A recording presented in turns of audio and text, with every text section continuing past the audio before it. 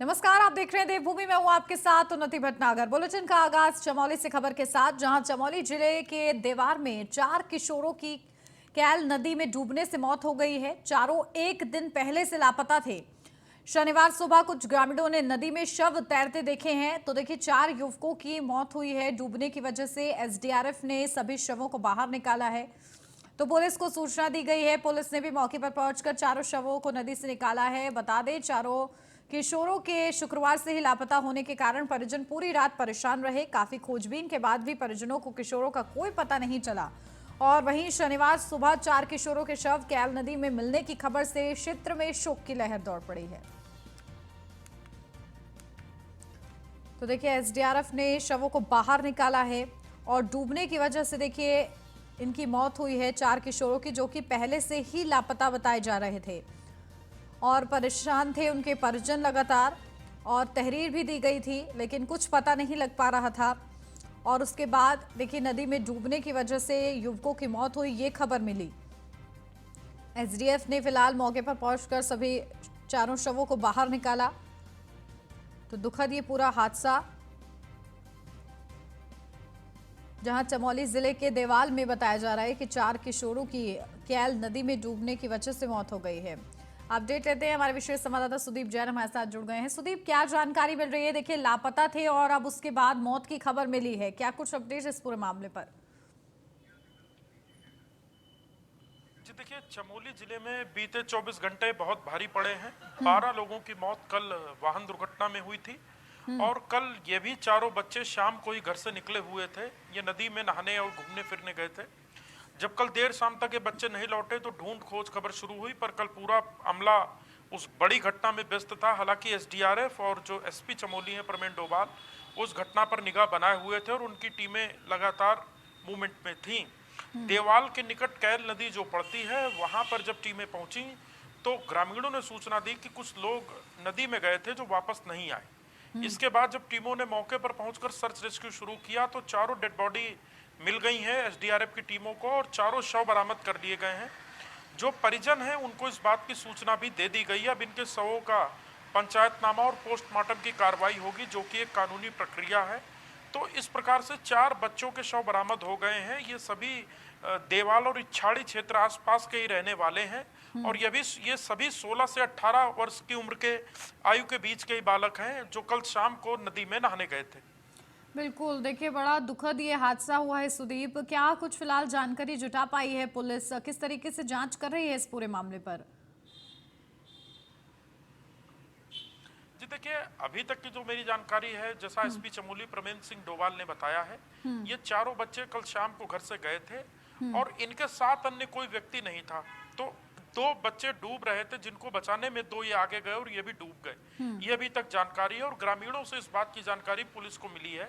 इसे और तस्दीक कराया जा रहा है, क्योंकि सर्दी का मौसम भी है और बिल्कुल। देवाल और चमोली के आसपास का इलाका खासा सर्द है, खासा ठंडा है। शाम के बाद लोग कम ही निकलते हैं। पुलिस की मूवमेंट के चलते ये जानकारी मिल सकी।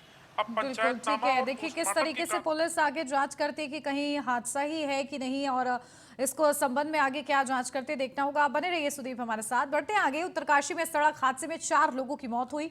यमुनोत्री राष्ट्रीय राजमार्ग पर वाहन दुर्घटनाग्रस्त हो गया। 6 लोग इसमें सवार थे। 4 के मरने की खबर सामने आ रही है। तो वहीं सड़क हादसों में उत्तराखंड में बीते 24 घंटे में 20 की मौत हुई है। तो देखिए, दुखद ये हादसे सामने आए हैं, जिसमें अगर बात की जाए पिछले 24 घंटे की तो 20 लोगों की जान चली गई है, जो कि अपने आप में दुखद है। बताया जा रहा है किस तरीके से देखिए अलग अलग जगह पर ये हादसे हुए हैं, जहां यमुनोत्री राष्ट्रीय राजमार्ग पर वाहन दुर्घटनाग्रस्त हो गया। 6 लोग इसमें सवार थे। 4 के इसमें से मरने की खबर सामने आ रही है। सड़क हादसों में उत्तराखंड में बीते 24 घंटे में महज 20 लोगों की जान चली गई है। सुदीप हमारे विशेष संवाददाता बने हुए हैं हमारे साथ, सीधा उन्हीं का रुख कर लेते हैं। सुदीप, देखिए, पिछले 24 घंटे में 20 लोगों की जान गई है। अलग अलग जगह से ये हादसे सामने आ रहे हैं।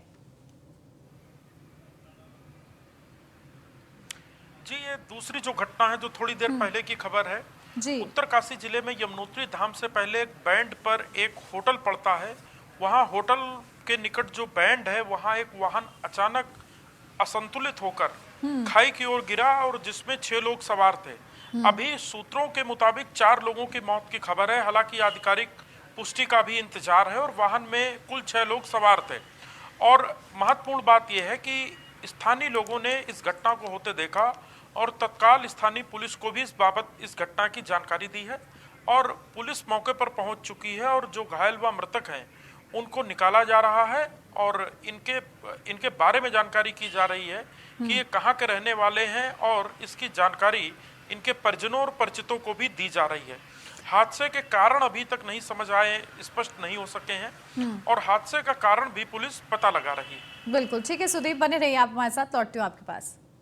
ऋषिकेश से अब खबर, जहां बद्रीनाथ हाईवे पर स्थित गूलर के पास पुल से एक कार नीचे खाई में गिर गई। हादसे में 3 लोग घायल हो गए। एसडीआरएफ ने तीनों को खाई से निकालकर अस्पताल उपचार के लिए भेज दिया है। घायल लोग एक ही परिवार के बताए जा रहे हैं। इनमें पति पत्नी और उनका बच्चा भी शामिल है। कार हादसे का शिकार तीनों लोग दिल्ली के निवासी हैं और वैगनार कार से दिल्ली से बद्रीनाथ जा रहे थे कि तभी गूलर पुल के पास दुर्घटनाग्रस्त होकर कार नीचे खाई में गिर गई।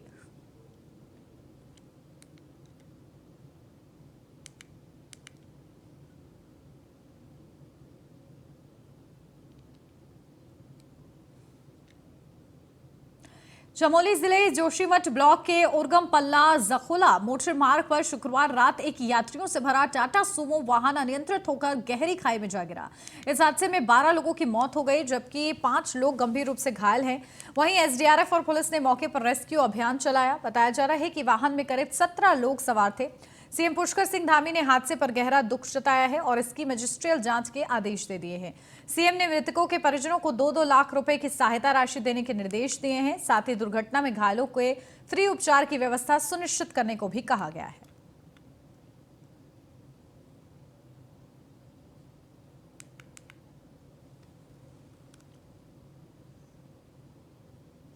आज चारधाम यात्रा का विधिवत समापन हो जाएगा। बद्रीनाथ धाम के कपाट आज शीतकाल के लिए दोपहर 3:35 पर बंद हो जाएंगे। इस साल 17.5 लाख से ज्यादा तीर्थयात्री भगवान बद्रीनाथ के दर्शन कर चुके हैं। बता दें कि गंगोत्री, यमुनोत्री और केदारनाथ के कपाट बंद हो चुके हैं। कपाट बंद होने से पहले बद्रीनाथ मंदिर को सुंदर तरीके से रंग बिरंगे फूलों से सजाया गया। हजारों श्रद्धालु इस मौके के गवाह बनने के लिए धाम में पहुंचे हैं। बद्रीनाथ धाम के कपाट बंद होने के साथ ही उत्तराखंड में चारधाम यात्रा का समापन हो जाएगा और इससे पहले गंगोत्री, यमुनोत्री, केदारनाथ के कपाट पहले ही बंद हो चुके हैं।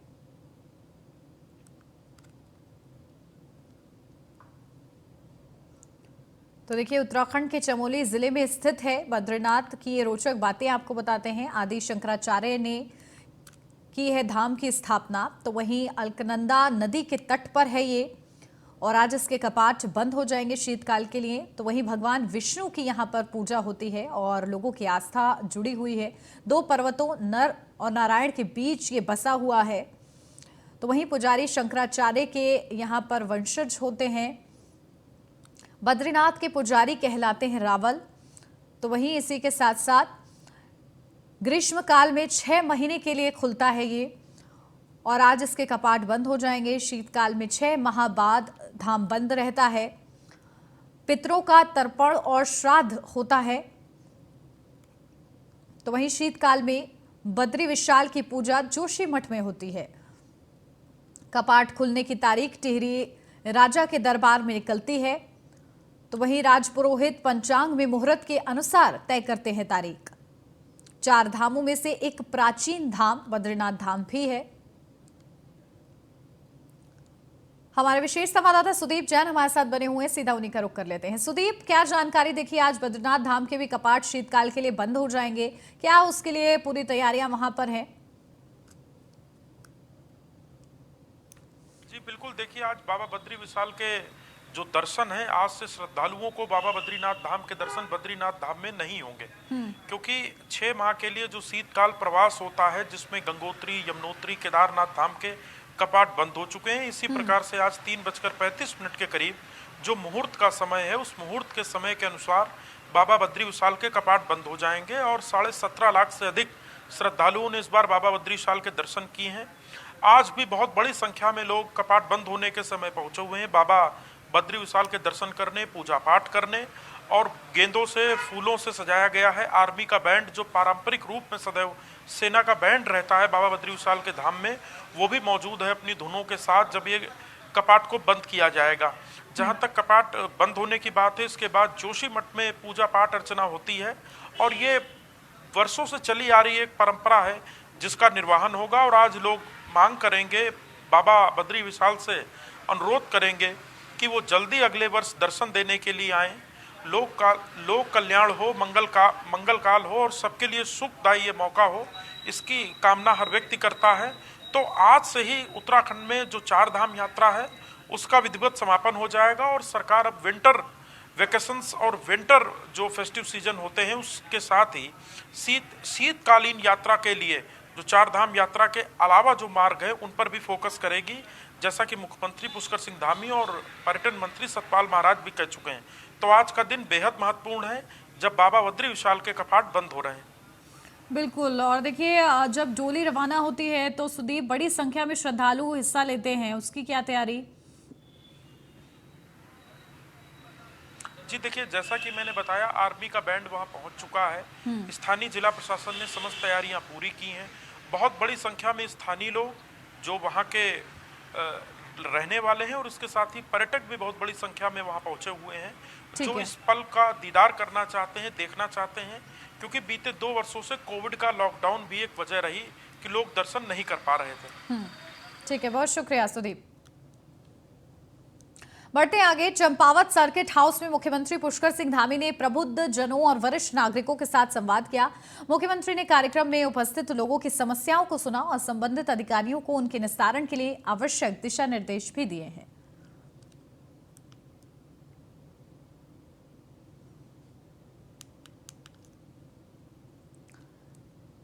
तो देखिए किस तरीके से जनता की समस्याओं को सुनकर अधिकारियों को निस्तारण के आदेश दिए हैं। सर्किट हाउस में सीएम धामी ने वरिष्ठ नागरिकों के साथ संवाद किया है, साथ ही साथ जनता की समस्याओं को भी उन्होंने सुना है और साथ ही साथ संबंधित अधिकारियों को निर्देश भी दिए हैं कि उन समस्याओं का जल्द से जल्द निस्तारण किया जाए।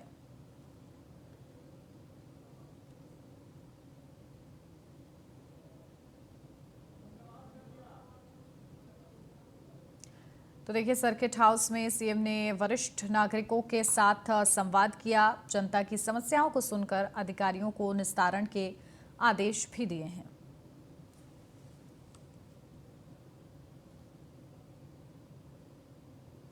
मुख्यमंत्री पुष्कर सिंह धामी का 2 दिवसीय अल्मोड़ा दौरा। सीएम बनने के बाद धामी पहली बार 2 दिन के लिए आ रहे हैं अल्मोड़ा में आजीविका महोत्सव में शिरकत करेंगे मुख्यमंत्री पुष्कर सिंह धामी। आजीविका महोत्सव सांस्कृतिक संध्या में प्रतिभाग करेंगे सीएम धामी। आज अल्मोड़ा के सर्किट हाउस में रात्रि विश्राम करेंगे।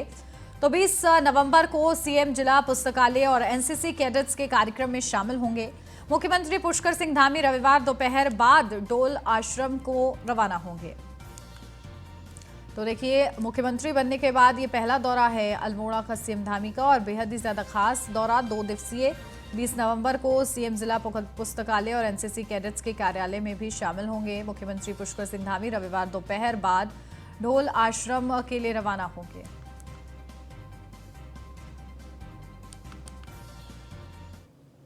भारतीय जनता पार्टी के सांसद अनिल बलूनी ने 2012 के छावला गैंगरेप पीड़िता के माता-पिता के साथ दिल्ली के उपराज्यपाल वीके सक्सेना से मुलाकात की।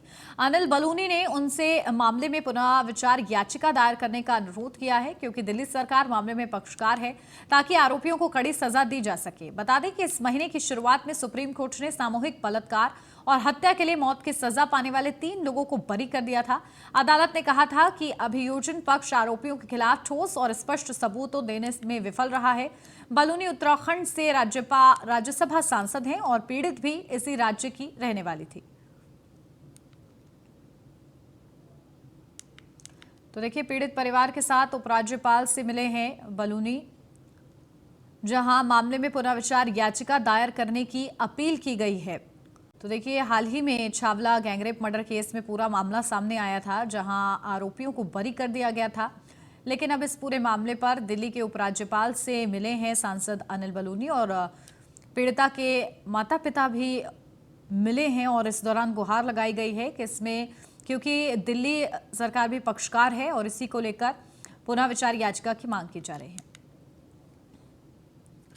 कोटाबाग विकासखंड के पहाड़ को जोड़ने वाली पाड़ेगांव गोतिया रानीकोटा सड़क को गड्ढा मुक्त करने के अभियान के तहत रोड पर मिट्टी और रोड़े बिछा दी गई है। स्थानीय लोगों का कहना है कि सड़क पर फैली मिट्टी और रोड़े से दुर्घटना की स्थिति बनी हुई है।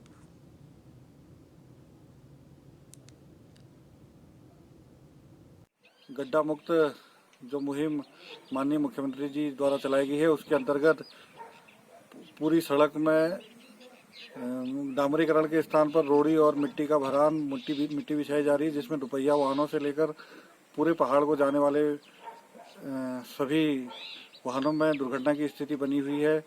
मैं निवेदन करूंगा संबंधित विभाग से कि उक्त सड़क का डामरीकरण किया जाए और उक्त गड्ढे भरान के लिए उन मलबे को वहां से हटाया जाए। गड्ढा मुक्त जो मुहिम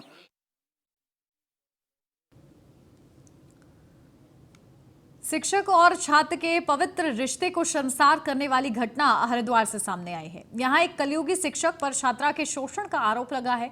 पन्ना लाल भल्ला इंटर कॉलेज के इस कलयुगी शिक्षक के खिलाफ पुलिस ने संबंधित धाराओं में मुकदमा दर्ज कर लिया है।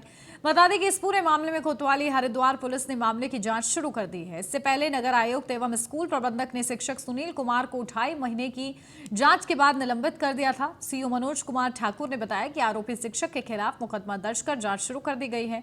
जांच में जो भी तथ्य सामने आएंगे उसके आधार पर कार्रवाई की जाएगी। शिक्षक सुनील कुमार द्वारा छात्राओं पर शारीरिक और मानसिक शोषण के आरोप लगाए गए थे।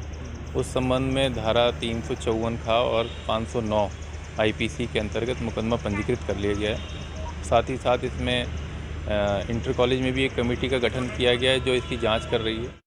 इतना ज़्यादा प्रताड़ित किया जा रहा है कि उनको कुछ पैसों को ज़बरदस्ती दिया गया। शुरुआत यहाँ से हुई और फिर उसके बाद उनको प्रताड़ित किया गया कि तुम अपनी फ्रेंड को लेकर मेरे पास आओ और वहाँ पर उसको छोड़कर रूम में और तुम चले जाओ।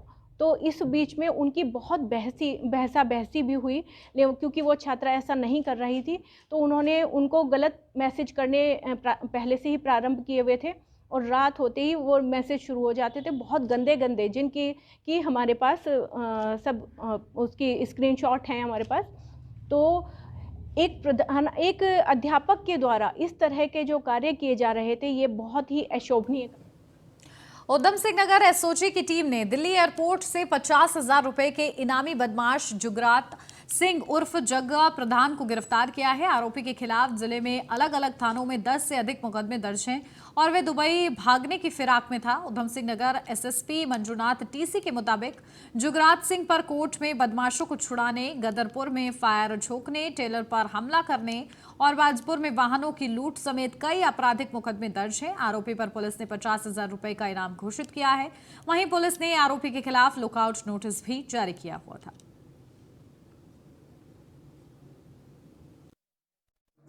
उधम सिंह नगर का मोस्ट वांटेड क्रिमिनल है जुगराज उर्फ जग्गा प्रधान की हमने धरपकड़ और गिरफ्तारी की कार्रवाई हुआ है। कई दिन से हम इसके पीछे मतलब अलग अलग रूप से हम जो है ट्रैकिंग कर रहे थे। तो हाल ही में कल रात को खबर आया कि हमने लुकआउट सर्कुलर भी जारी किया था। तो एयरपोर्ट से खबर आया कि एक मिलता जुलता इंसान संदिग्ध घूम रहा है करके। तत्काल हमारे एसओजी की टीम्स तत्काल रवाना हो गए और उसका शिनाख्त भी हो गया। संदिग्ध से पूछताछ के बाद शिनाख्त कंफर्म हो गया, तो उसको वहीं से धरपकड़ करके लाया गया। और ये जो है बहुत ही शातिर और हार्डकोर क्रिमिनल है। अंग्रेज सिंह को छुड़ाने के लिए यहाँ कोर्ट में आया था। उसके बाद जो है यहाँ पर दर्जी की जो गले के ऊपर जो चाकू मारा गया, उस पर भी इसका मेहनत। उत्तराखंड कांग्रेस के विधायक प्रीतम सिंह ने सोमवार को राज्य सरकार को घेरने के लिए विभिन्न मुद्दों के साथ सचिवालय कूच करने का ऐलान किया है। प्रीतम सिंह का कहना है कि बीते दिनों और राज्य में कानून व्यवस्था से लेकर कई ऐसी महत्वपूर्ण घटनाएं हुई जिन पर अब किसी का ध्यान नहीं है और सरकार भी इन मुद्दों पर कमजोर पड़ रही है। हालांकि प्रीतम सिंह का सचिवालय कूच इसलिए भी सुर्खियों में है क्योंकि पार्टी के नेताओं और संगठन को इसकी जानकारी नहीं है। प्रीतम सिंह कहते हैं कि वे विभिन्न मुद्दों को लेकर सचिवालय कूच सांकेतिक रूप से कर रहे हैं। यह कोई शक्ति प्रदर्शन या दिखावा नहीं है और प्रदेश अध्यक्ष जी क्या कहते हैं उसकी उन्हें जानकारी नहीं है और उनका कहा वे सर माथे पर रखते हैं। तो कांग्रेस का एक बहुत छोटा सा अदना सा सिपाही हूँ और मैंने कहा कि भाई ये जो विषय हैं, चाहे अंकिता भंडारी हत्याकांड हो, चाहे यूकेएसएससी का प्रकरण हो, जो आज इलेक्ट्रॉनिक और प्रिंट मीडिया से जो है विलुप्त होते जा रहे हैं, चाहे विधानसभा भर्ती हो, चाहे कानून व्यवस्था को लेकर के प्रमुख के घर में घुस करके जो है उनकी पत्नी की हत्या का मामला हो, पूर्व प्रधान के घर में घुस करके उनकी गोली मार कर हत्या का मामला हो, हमारे विधायक आदेश चौहान जी के साथ जिस तरीके से एसएसपी द्वारा कृत्य किया गया है वो मामला हो, आज हमारे विधायक और पूर्व मंत्री तिलकराज बिहड़ जी को जो है धरने पर बैठना पड़ रहा है। ये कानून व्यवस्था की स्थिति है।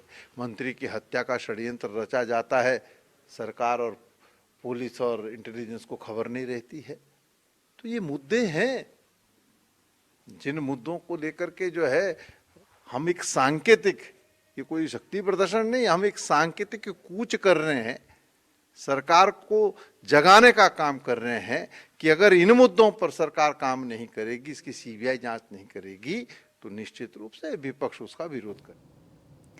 अल्मोड़ा में शुक्रवार को कांग्रेस विधायक मनोज तिवारी के नेतृत्व में भारत जोड़ो यात्रा निकाली गई। ये यात्रा चौगना पाटा गांधी पार्क से शुरू हुई, जो माल रोड से मुख्य बाजार होते हुए वापस गांधी पार्क पहुंची। इस दौरान विधायक मनोज तिवारी ने कहा कि बीजेपी सरकार द्वारा देश के लोगों को धर्म जाति के नाम पर बांटने का काम किया जा रहा है। सरकार संवैधानिक संस्थाओं का दुरुपयोग कर रही है। देश का लोकतंत्र खतरे में है। महंगाई, बेरोजगारी समेत तमाम मुद्दों को लेकर कांग्रेस भारत जोड़ो यात्रा निकाल रही है और लोगों को जागरूक करने का काम कर रही है। कांग्रेस को की जिम्मेदारी बनती है एक प्रतिपक्ष के रूप में कि जो हमारी संवैधानिक व्यवस्था है वो ठीक ढंग से रहे। उनमें जो भारत की सरकार परिवर्तन करने जा रही है, लोकतंत्र पे हमारा यहाँ पर उस पर कुटरघात करने का कोशिश कर रही है, उसके साथ साथ जो हमारे इस समाज में एक वैमनस्यता फैलाने का काम कर रही है, बांटने का काम किया जा रहा है। और उसके साथ प्रदेश में, देश में जो महंगाई लगातार बढ़ रही है, बेरोजगारी की फौज खड़ी हो रही है और उसके साथ साथ प्रदेश के अंदर कानून व्यवस्था चौपट हो गई है, महिलाओं पे उत्पीड़न हो रहा है और उसके साथ साथ यहाँ पर जो पलायन हो रहा है, विकास अवरुद्ध हो रहा है, इन सारी बातों को लेकर ये यात्रा आज यहाँ पर अल्मोड़े में इसे शुरू किया। कांग्रेस नेता राहुल गांधी के भारत जोड़ो यात्रा के समर्थन में शुक्रवार को पूर्व राज्य मंत्री जसवीर के नेतृत्व में कांग्रेस ने मोटा ढाक से नींबू चौड़ तक पैदल भारत जोड़ो यात्रा निकाली। इस दौरान पूर्व राज्य मंत्री जसवीर राणा ने कहा कि जब से देश में बीजेपी सरकार बनी है तब से समाज का विघटन हुआ है, बेरोजगारी, महंगाई बढ़ी है, सरकारी संस्थाओं का बहुत ज्यादा दुरुपयोग हुआ है।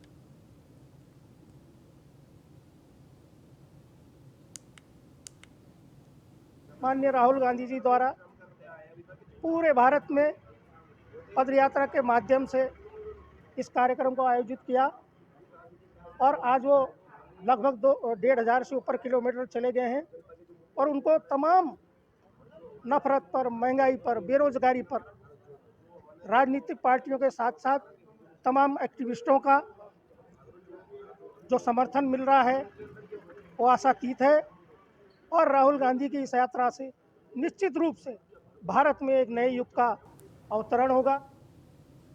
और इसी के साथ इस बुलेटिन में फिलहाल बस इतना ही। खबरों का सिलसिला आगे भी जारी रहेगा। आप बने रहिए न्यूज़ 1 इंडिया के साथ।